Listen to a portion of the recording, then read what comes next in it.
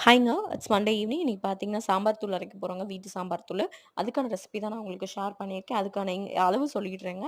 நாட்டு மல்லி பார்த்தீங்கன்னா, 1 கிலோங்க. சீரகம் 200 கிராம், மிளகு 200 கிராம், வெந்தயம் 25 கிராமுங்க, கடலைப்பருப்பு 100 கிராம், துவரம் பருப்பு பார்த்தீங்கன்னா 100 கிராம், உளுந்து பார்த்தீங்கன்னா 100 கிராம், பொன்னி அரிசி 100 கிராமுங்க, பெருங்காயம் 100 கிராம், மிளகாய் வத்தல் 1 1/2 கிலோங்க, மஞ்சள் விராலி மஞ்சள் தாங்க போடணும். மஞ்சள் தூள் போடக்கூடாது. அதுவும் ஒரு 100 கிராமுங்க. இது எல்லாமே நல்லா செவக்க வறுத்தரணும். வறுத்ததுக்கப்புறம் பார்த்தீங்கன்னா, பொடிச்சு நம்ம எடுத்து போட்டுக்கணும். இந்த அளவுக்கு வறுக்கணுங்க. நல்ல ஒரு இப்ப அரிசியே பார்த்தீங்கன்னா, நல்ல ஒரு கோல்டன் ப்ரவுன் ஆயிருக்குது. இது பார்த்தீங்கன்னா, எல்லாமே நல்ல கோல்டன் ப்ரவுன் ஆகுற மாரி வறுக்கணும். வறுத்துட்டு, நீங்க ஒரு நிழல்ல அந்த ஹீட் போற வரைக்கும் ஒரு நியூஸ் பேப்பர் விரிச்சு வீட்டுக்குள்ளேயே கூட காய வச்சுருங்க. அதுக்கப்புறமேட்டுக்கு இந்த மாரி நல்லா உப்பி வந்துரும் பெருங்காயம். அதுக்கப்புறம் கொட்டுற கல் வச்சு கொட்டுனீங்கன்னா, நல்லா பொடிஞ்சிரும்.